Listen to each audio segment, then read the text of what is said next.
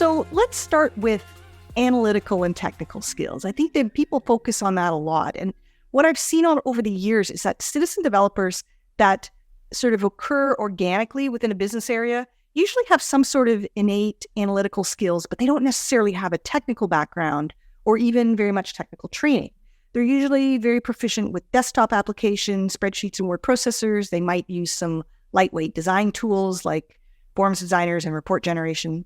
And some of them might have learned how to use Excel macros or some other lightweight scripting tools to help automate some of their procedures or gather information. So Rachel, what do you see with your customers and in your experience here in terms of the analytical and the technical skills? How important is that? So I really think it kind of depends on what type of projects that you're going to be addressing. So as you go up in sophistication, then that analytical and technical skill becomes a little bit more important. So there's actually really tactical things that can be done with almost no technical skill at all and being able to actually do that. But then as you get up into that little sophistication, when you're actually trying to really go after some of that digital backlog that you have, then that's going to become far more important, especially if you're interfacing with IT a lot. So this is where depending on what you're actually looking at automating, it's going to just kind of scale up with the sophistication of that. Mm-hmm. But on the whole, you're definitely right on the Excel. That is one of those big clues that this is probably a person that has some of that analytical skills. They're the one that wrote all the macros that the business may be running on already. Oh, I know. I've seen crazy things written in Excel macros or in other sort of desktop tools like that you look at them and it's like, well, somebody who wrote this has some pretty serious technical chops.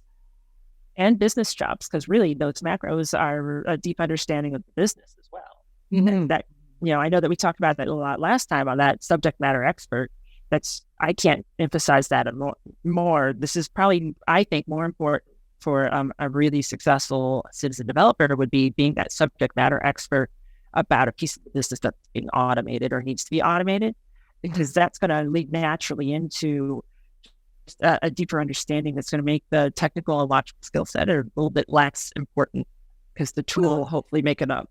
Yeah, and it's like you say, you look for the people who are already writing these Excel macros and so on, but you also look for, the people who are at the right hand of the line of business managers, so helping them get their month-end reporting done, or helping them to reorganize the workforce when business volume fluctuates, or even just helping their peers, creating ad hoc tools to help organize their work better, doing things like, we need to log what we're doing and our line of business systems don't log it. So let me just build this spreadsheet that we can all use to automate some of the things. So they're kind of the people that you go to when you need to find a better way to do something without going to IT. Right. And so those are going to be the people that are going to be really natural at picking up a low code tool to be able to really take that kind of to that next step, so that we're moving past just the spreadsheets and the macros and we're moving into getting all that really great stuff that's always been part of digital process automation, like transparency, auditing, things like that. So you're able to take that same skill set but then get all those other business benefits by moving it out of something like Excel and email to something that's going to be, auditing. I love auditing, so I used to go into auditing. So you can see who's doing what when, because that's, part of what's normally missing out of some of the citizen developer tools, or not the citizen developer tools, sorry, but some of their solutions that they make, is that, auditing is not something that comes natural to probably a non-technical person. Yeah. So the tool does it automatically for you, and it kind of takes that burden away. It's how you start going down that technical skill set. Well, I think that's the key with going from desktop applications, which are by their nature sort of single user types of things, and moving on to more of a platform, like you say, that does things like auditing and reporting and so on, all that just gets generated out of there without having to do more about it. And one of the things that I think is also probably underlooked at is that these are going to be the curious people, the ones that are going to be the problem solvers as well. I like to call them staff heroes, but I cannot downplay, being a problem solver.